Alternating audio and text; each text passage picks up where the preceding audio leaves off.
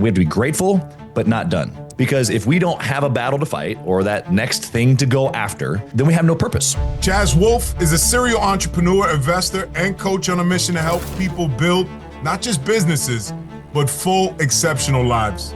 Over the years, he's built, purchased, and sold multiple seven-figure businesses across various sectors. And today he leads a large community of entrepreneurs through his organization, Gathering the Kings. It's a coaching and mastermind community dedicated to helping members grow in business, family, health, faith, and most importantly, legacy. We doubt, we have second guesses, we have limiting beliefs, we have things that hold us back, whatever it is. Most of the time, all we really need to do is just believe that we can take that next step. If you could send one message to young Chaz, starting a blank future, what would it be?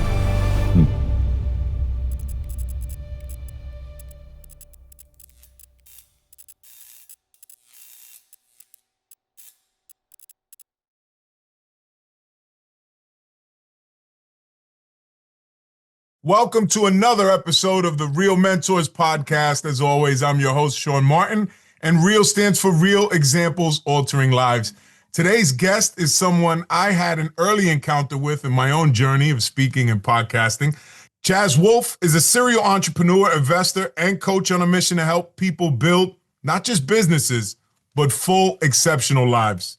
Over the years, he's built, purchased, and sold multiple seven-figure businesses across various sectors. And today he leads a large community of entrepreneurs through his organization, Gathering the Kings. It's a coaching and mastermind community dedicated to helping members grow in business, family, health, faith, and most importantly, legacy. Welcome to the show today, Chaz. How are you, brother? Thanks, Sean. I appreciate the opportunity, man. So good to see you again. Yes, it's a pleasure. It's been a while. Our good colleague and friend, Joe Rivera. Yeah. Had introduced the two of us, and you were gracious enough to have me on your show early on. And I was really in awe. I thought it was just a podcast appearance, and then I learned about your community. And what stuck out most to me was the fact that you were hosting these masterminds, and you had your family front and center with you. And so many of the other members brought theirs as well. Yeah. And it was at a time when masterminds that I was attending didn't really integrate that. But since I've joined multiple communities where that is the focus, and I feel so much more at home, how has making your family the priority changed your entrepreneurial mission? Yeah, I think that there's a certain group, or a certain percentage of entrepreneurs that are legacy minded, kind of as you said at the beginning. Not every entrepreneur that I've come across thinks that way. I think that it's a buzzword, legacy, but really, what does that mean? And it means that you're willing to, for lack of better terms, give up things today for the benefit of those that come in the future. I'm building something now that can be utilized later. And so when you think about your kids, your grandkids, not only is that biblical, but I think it's the right thing to do. But not everybody thinks like that. So to my point, there's this sector of entrepreneurs that go, hey, I want to win in business. I want to make millions or billions of dollars, but I'm not willing to do it at the sacrifice of my family or my health or my mindset or whatever. And then there's a small group of people that say, not only am I going to have the millions and billions, but I'm also going to have the incredible family, the incredible marriage, the optimal health. And so we're just trying to help those families do the same thing. It's similar to that experience that when you step in with your family, it's different. It's a wholesome feeling. Obviously not everything can be integrated, into the family per se, like we're not having, like high level business conversations, with my 6-year-old, but I'm trying to integrate them at the level that they're at, which I think is the most important. And I think it just seeps in by them being there. I mean, I was a kid, and I think you have a similar story in that you were raised mostly by your mom. Yeah. My mom was always off to work, and a lot of it was I'm raising myself, or I'm, going out in the streets or with other friends, or, finding time and things to do that didn't involve family. And we didn't have that nuclear family. So it took a little longer for me. But you mentioned a couple of things I wanted to touch on. One was it's biblical. How has faith played a part in not only your life, but in the pursuit of your career and all the things you're trying to do financially? Yeah. I mean, it's a filter for me, right? It's a decision-making filter. And that might sound like transactional. And so my faith is in my heart. Don't get me wrong. We can get to that, some stories that can show you that. But from a business correlation perspective, my career perspective, all the things that you just asked in that question, it is a filter. And so there are people who don't follow the Bible. They don't think the Bible is true, that's their opinion. Therefore, they're not going to see the same truth filter as I do. And so we can't have that conversation about this standard or that standard because our truth filter is different. And so for me, when I look at making a decision around what am I going to do with my money, or what am I going to do with my family, or how am I going to treat my wife, or fill in the blank, I'm going to use the filter of what my truth is, which is the Bible. So when I think about family, the Bible talks about taking care of your kids and your grandkids, and not just like making sure that they're good, but like financially taking care of them. And so much so to where like they actually stand on your shoulders, and so to be able to do that, that's not just making sure that they have a bunch of money, in my opinion.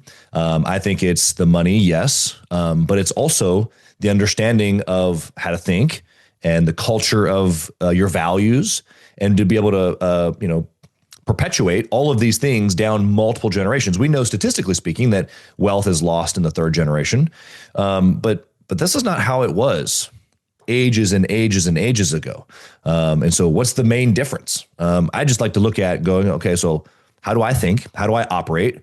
And that's produce a certain type of success. We can break that down. You and I, we've talked to business owners for a long time about, the way that you think, creates your decisions. The decisions are predicated by actions. The actions are what lead to success. Like, it's a formula, right? So it's the same thing with the family. Based on how I think is how I'm going to interact or be intentional with my kids or my grandkids or my wife. And what environment am I creating for that to, like you said, learn through osmosis, even how to be able to think, how to be able to act, how to make decisions, how to be able to take money or wealth that's being even given to them and perpetuate it, how to grow it still and not lose it, and make silly decisions and all the things that come along with that. Yeah, and you mentioned some things. For me, it's not religion, but it's spirituality. It's intentional rules for living. I always say, and the more you see religions throughout the world, the more commonalities you see, and the more you dive into self-development. A lot of the same principles reappear. Yeah. They're rules for living. And I think the interpretation of such has been corrupted by institution and then by people, kind of taking a message and skewing it to their understanding and passing it on in a way they saw, fit. But I wanted to touch on this because you mentioned the abundance mindset versus the scarcity mindset. Yeah. Now, tying back to perception being reality, how is it that people of faith can so wholeheartedly believe one way or the other? And is that something that the Bible enhances, or is that something that is outside of the Bible?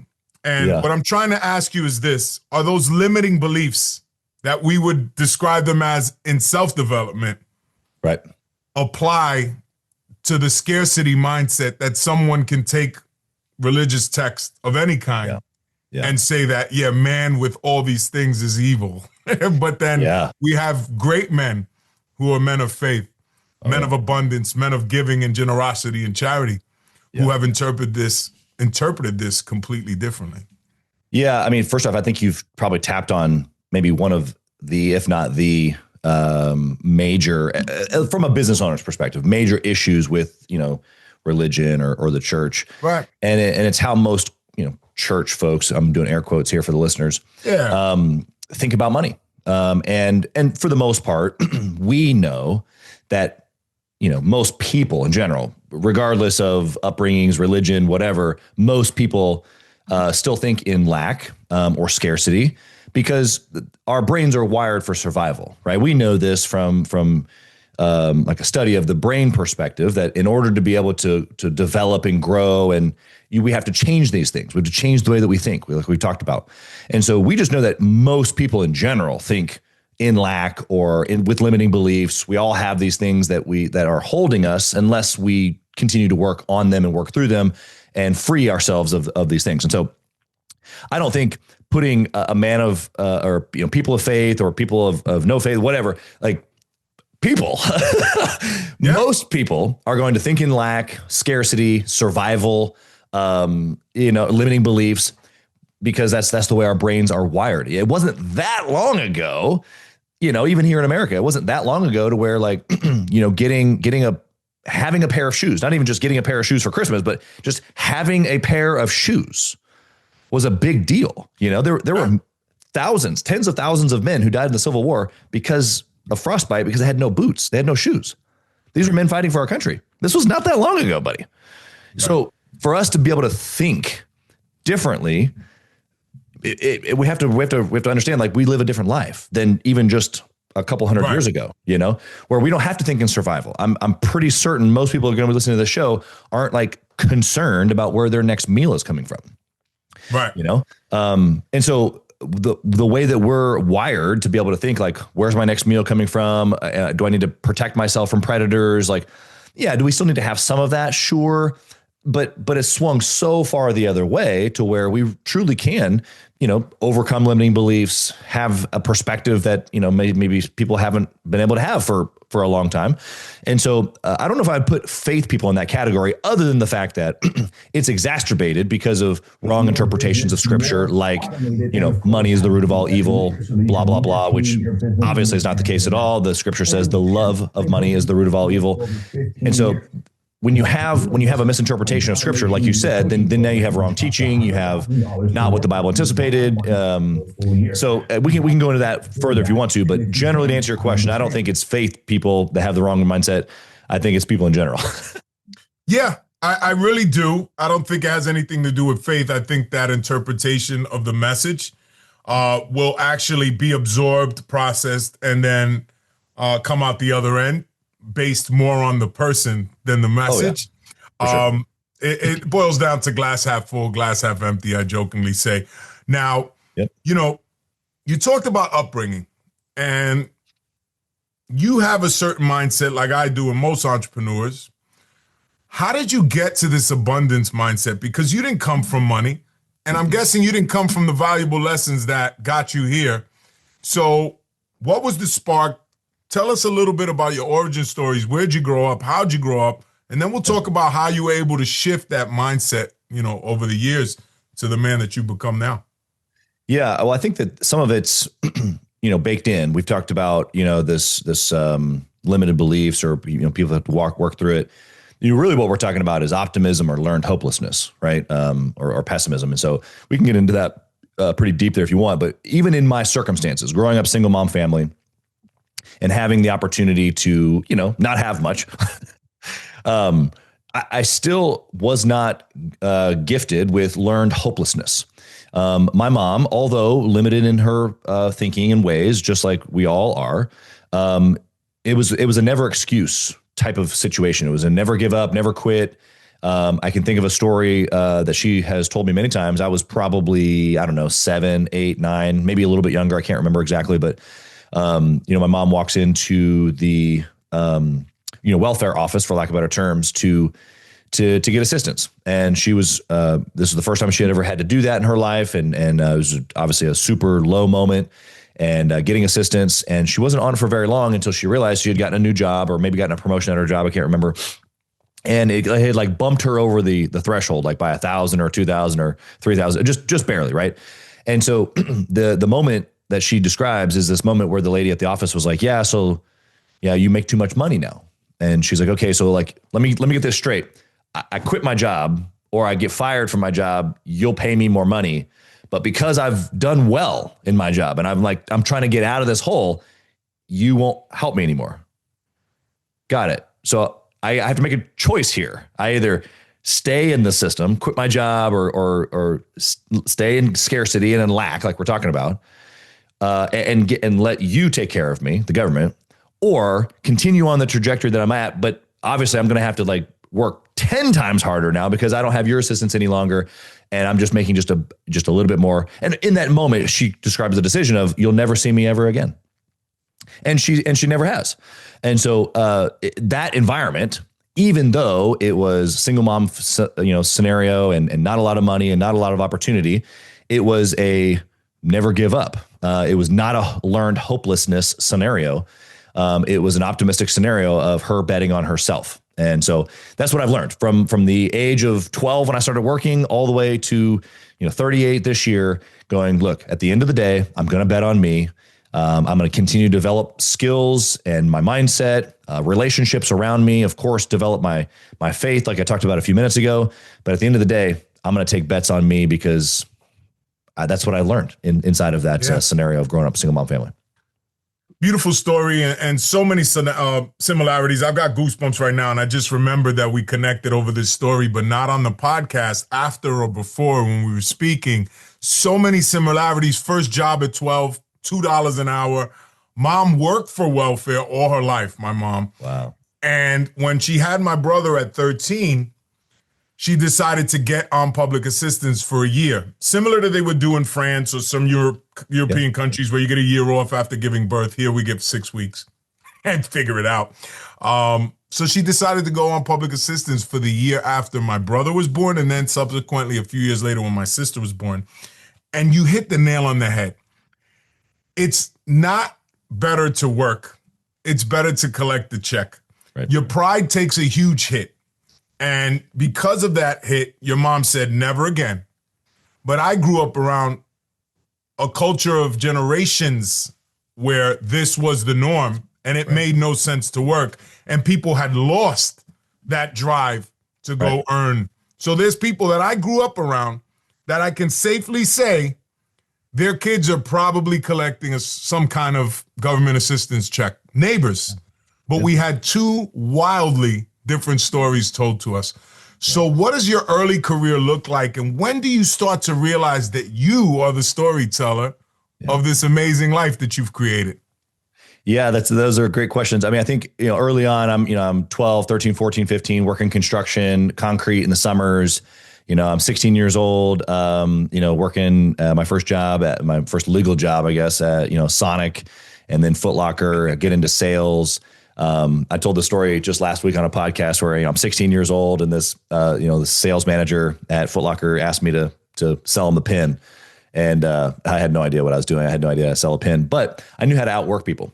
And so I just came in and helped everybody I could see. I greeted people as they came in the door, and I was slinging shoes to anybody who wanted a pair, and quickly rose to a top performer, not because I necessarily knew how to sell, but because I knew how to help people, and I was willing to walk fast and work, and so that carried into my early 20s, get into sales, and developing a sales mindset and developing really a desire for more. I've always had a desire for more, but for me as an uneducated individual, because I'm, not college educated, have no intentions of being college educated, have no intentions of my kids being college educated. Sales for me was the first freedom ticket. I could write my own story. I could write my own paycheck. And all it took was work. And then eventually I learned that it took a skill. It took communication and learning sales process and psychology and how people make decisions. And once I learned all those things, it was like, oh, well, this is, I can literally write my own story here. I can literally write my own map. And of course, like the next level up to that is, okay, well, now I can sell my own stuff, right? As a business owner, that's what we do is we sell our own stuff. I don't have to sell someone else's stuff. I sell my stuff. And whether that's, a retail franchise, which I started out in, whether that's a piece of property or whether that's a coaching program, I just get to use those skill sets and build teams and sell my own stuff and help other people sell my stuff too. So sales is really where it took off for me because it was freedom. Again, as a single mom situation, there was a lot of things that I couldn't do because of the lack of money. Or sometimes the lack of just resource, time, situation, relationship, whatever it was, a lot of my friends, just had all of those things. And so they was just kind of given to them, which is not a problem. I hope to do those things for my kids, give them relationships and networks and resources and understanding and mindset. But for me, I had to really claw and grab for those things. And so for me, sales was really like the first opportunity where I was like, oh, okay, I can put the world wait, right here, I got this. It gave me a sense of freedom or autonomy, Yeah, you mentioned generational progress. Some of your friends that you grew up with had things handed to them, obviously taken for granted when you don't, have those. And then guys like us, we're piecing shit together. We're figuring it out through the failures. That's right. But what we're inadvertently learning is resilience.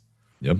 Sales is another amazing entry level point for most successful entrepreneurs because you're learning to fail through, denials, rebuttals, whatever, often and early. But you also mentioned a desire for more. I want to tie those two things together. Keep with me here. I'm a terrible question asker. Good. Because I got to set it up. But it's generational progress versus the desire for more. So we have these things, these burning itches inside of us. And if we don't answer the call, we're just going to, I know in my case, I'm going to just use everything I can through vice to drive it down. And I think so many men and women do that. But then there's generational progress. I've already won this game called life. I have a successful business that runs itself. I have family. How dare our greedy asses have a desire for more than that? Now, do you ever struggle with the fact that you've already won because you've already created something you didn't have in a tight-knit family structure where you can pass these lessons down without so many of the mistakes, but then also the desire to answer that call for more that I don't think our children are going to have because they didn't grow up with the lack. I hope that they do, but instincts tell me that they're too comfortable to have the drive that made me successful. So it's almost this dance with fatherhood where we started the show with we integrate these into our life.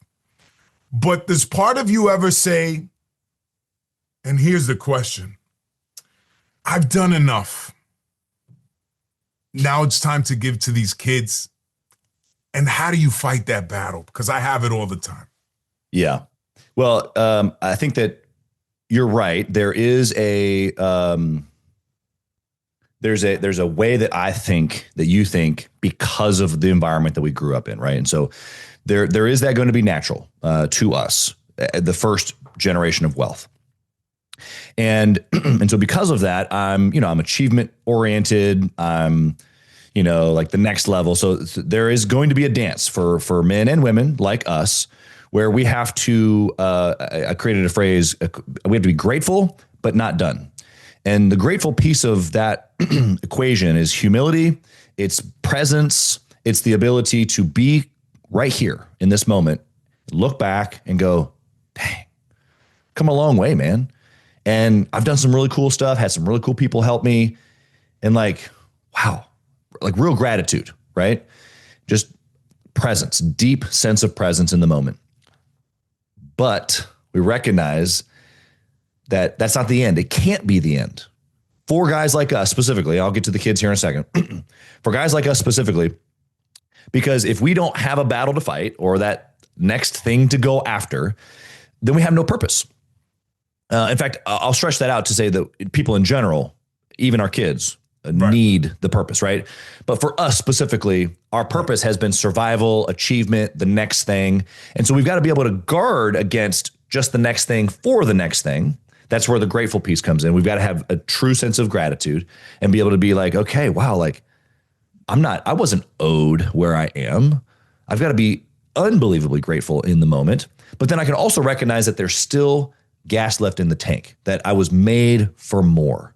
And being made for more doesn't subjugate or make what I've accomplished thus far less than, or that I'm not grateful. It's both. I can be grateful in this moment and recognize that there's still gas left in the tank, or there's still potential in me. So it goes back to my faith for me, and then I'll transition over to the kids, is that I believe God made me in a specific way, and he's got big plans for me. Okay, great, amazing. I want to be able to say at the end that I was faithful in all of the things that were given to me. And whether that be my skills, my talents, the opportunities, my network, my kids, my relationship with my wife, you name it, all of the blessings and or challenges along the way, I want to have been found faithful with those things. And so insert the kids. Okay, so maybe they don't have the exact circumstances that you and I do, where it's like dog eat dog, survival, like figure it out, literally either win or, sink or swim. Maybe they don't have those circumstances. However, through what we were talking about earlier, as far as like transmuting this information and culture and the way to think, I can still recreate scenarios for them. Maybe they don't have to grow up without a dad. In fact, in my case, they're not going to. But I can recreate circumstances for them that are challenging for their mind, for them physically, to create resilience, all the things that you just said that you and I got naturally, or maybe even, subvertently. I can still recreate circumstance. For example, just to kind of pause here for a second, because people have heard me say that before. And okay, well, what do you mean recreate circumstance? Okay, well, guess what? I mentioned before we started recording here, my kids started doing BMX earlier this year. We have no clue what this sport really is. I got invited to a track. I took my son. My son and daughters now are riding bikes and racing. It's kind of cool.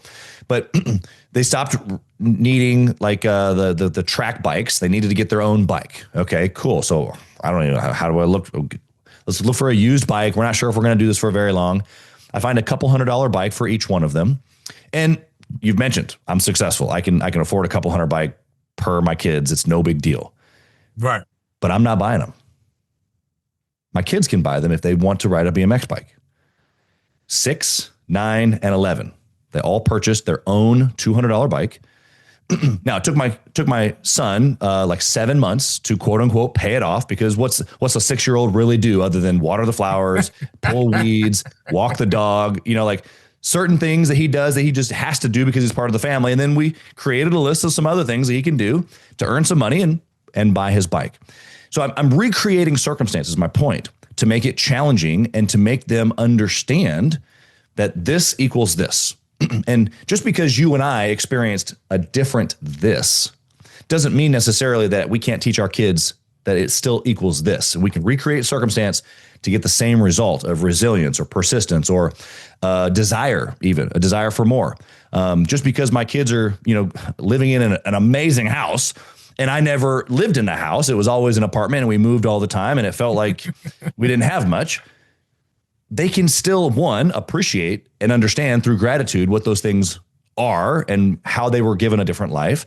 But then two, what if, Sean, on the scale of potential, that the house that they live in is down here? What if level 1, I'm here on the screen, like, what if level 1 is down here and this is just level 2? Right. And so, like, who says that this house, the beautiful house that they live in today, isn't just level 2? And it's their responsibility to make sure that their grandkids are in level 6. And now, that doesn't mean necessarily a bigger house, nicer house, although it could. It just means that there's levels to this game. And guess what? Life, business, marriage, the levels don't have to end, actually. We get to decide when it ends. That's the beauty of potential. And I've just decided that I've got more in the tank. In fact, there's always going to be more in the tank that I'm after to use and to go after and to apply with me, my kids, my grandkids, until there is no more me, right? Yeah, it beautifully said and beautiful lesson. I'm definitely going to take that, even though it wasn't advice directly to me. I'm going to take that under advisement because I have a very spoiled 8-year-old with a great heart, but we're doing a lot of things incorrectly. And I would ask too, is this something of your own design, or was the wife, kind of complicit in putting this together? I'm just curious for my own. Yeah, I mean, she definitely plays a big role in who I've become. Let's say it like that, because I definitely was maybe an ambitious but a broken individual. So I am who I am today because of her mostly. And of course, all the work that I've done on myself. But yeah, so she doesn't sit around and think about necessarily how legacy works and all the inner. They're not wired that way. Pieces. No, they're trying to nurture the present. If there were 2 of you in the house, we'd be talking about your ex-wife. Yeah. I think that living with us is pretty intense as it is. So. Yeah, I always call my wife my gravity. Because if it weren't for her, I'd float away with myself rather quickly. That's right. Yeah. So success often costs relationships. What's your rule book for protecting your marriage, your family, and your faith while running your businesses? It's intentionality. It will always be intentionality. There will never be a day that the answer is not intentionality. Okay. And so what does that really mean practically on an everyday level? I have decided, right? I talked about a decision filter earlier. I've decided what I want. I want to be successful in my business. I want to be successful in my marriage. I want to be a successful dad, like whatever you want. If those things aren't what you want, then fine. Write down what you want, because your desires are the filter of how you make decisions. Okay, great. So these are the things that I want. Fantastic. And then this thing in front of me, to never appreciate my wife. Is that going to help me have a great marriage? No. So I should probably not do that. I should probably do the opposite of that, which is regularly appreciate my wife. Well, how am I going to do that? Well, I'm going to intentionally set a reminder in my phone that pops up every single morning that reminds me to send a text message to my wife. And I specifically try to think about something that happened the day before. And I say, hey, babe, I love it yesterday when you XYZ. I really appreciated blah, blah, blah, blah, blah. Stolen. Right? Done. That is awesome. It's easy. Now, take that same mindset. I say what are all the things the time, inside of my business that I need to do today? What are the things inside of my health that I need to do today? Like, so many people focus on all the other stuff and not the relationship. Yeah. And I gotta say, like, my path has been great in that I'm a late bloomer, and my focus was on the relationship because my ultimate fear is I'm gonna lose my family, the thing I'm proudest of, chasing down this dream that my gut won't let me forget. That's right. And that dream's going to pull me to all parts of the country and the world and speaking. But I'd be remiss to say it's also a bit scary because I don't know what comes after that. And, if the foundation isn't there, right. Things can obviously fall apart. Yeah. The show is called the Real Mentors Podcast. You yourself now are not only a mentor for this amazing family you've created, but for your community at Gathering the Kings. If you could send one message to young Chaz, starting a blank future, what would it be? You can do it. It's going to be just fine. Unfortunately, I had to find mentorship through books and CDs, and I didn't have particularly a person that came alongside me, and it just wasn't in the cards. No big deal. And so the young Chaz really just wanted someone to come up next to him and put his hand on his shoulder and say, "Hey, dude, it's going to work out. You're going to be just fine." And I think that that's actually all that entrepreneurs really need in general. And what I'm giving to young Chaz is courage. I'm saying, hey, I'm not trying to tell you, hurry up, go buy Bitcoin, although that would be a pretty early, like, hey, do that, invest in Tesla. I can do all the little things like that. The cheat codes, but the real cheat code to life is belief.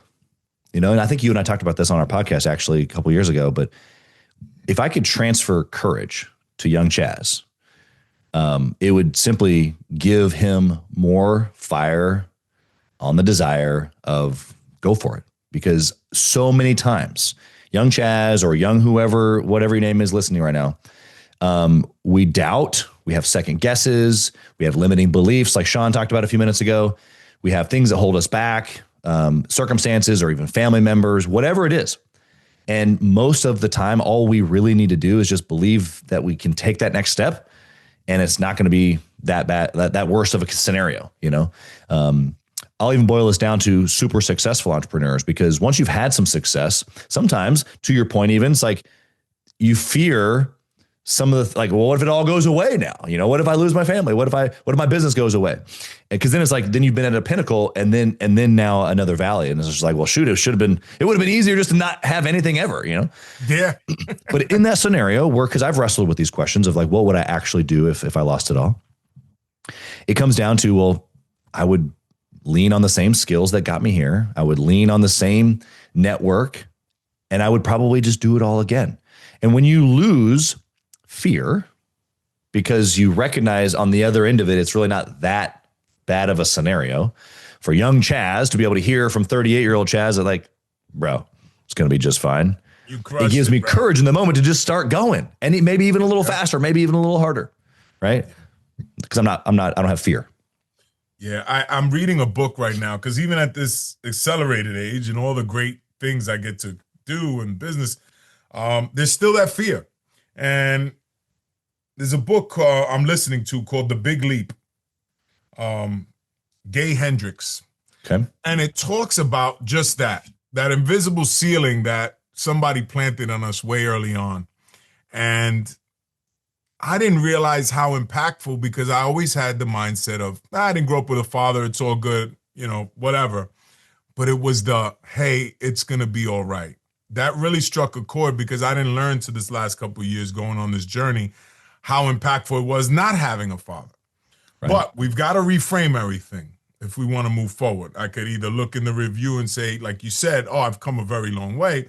Or I could look in the review and say, oh, well, not having a father is the reason I'm this way, or the reason I'm that way, or the reason my mother was this way or that way. I didn't learn this because of him. He abandoned me. Just the other day, I was speaking at an event, and I always speak from the heart. I do some structure, but it's mostly from the heart, similar to my interviews. And I realized I was like, and I said it out loud, I had known it before, I was like, I'm glad he didn't grow up in my life. I got to design what my idea of a good man, husband, and father is. Yeah. And I didn't have any of those bad things that I had to shave away. Right. Now, yes, it took a longer time, like you said, because I didn't have someone saying, hey, good job, son. But I also didn't have the curse of having gravity pulling at me from places I wasn't aware of, because I had my old man behaving in a certain way that I absorbed unknowingly. So it boils down to us making the decision. Tell our audience a little bit more about you, Gathering the Kings, your podcast, how they could find out more information about you online. Yeah. Our podcast is called Driven to Win. You can take a look at us there. We've interviewed amazing people like Sean over the last few years. Top of the year, we hope to start having some podcasts with my wife and I on there. My business partner and I have started to do some kind of a duo sets, just talking about the real stuff that we talk about inside of our community. So that's been kind of fun and powerful. But they can go to gatheringthekings.com and take a look at what we do there as far as for entrepreneurs and families. Like you mentioned earlier, we do a family mastermind vacation. It's unique in its kind, specifically for entrepreneur families. This is a week-long, vacation that we've turned into a growth opportunity for the entire family. We bring in speakers for the adults around parenting and legacy planning and marriage, and we bring in we do sessions for the kids around how to start their first business, how to think, and marketing and sales, and how to make money as a kid. All the fun things that make it applicable for kids. And then, of course, just the opportunity to be able to find and network and grow with other high-value families is just so powerful.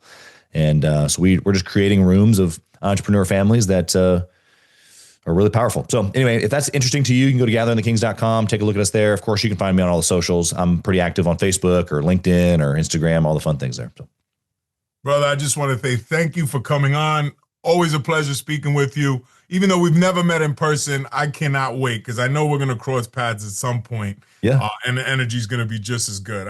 The more we speak, the more, no wonder we instantly click. So many similarities. Brother, just wishing you the best.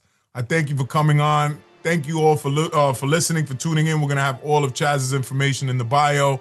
And as always, let's get it.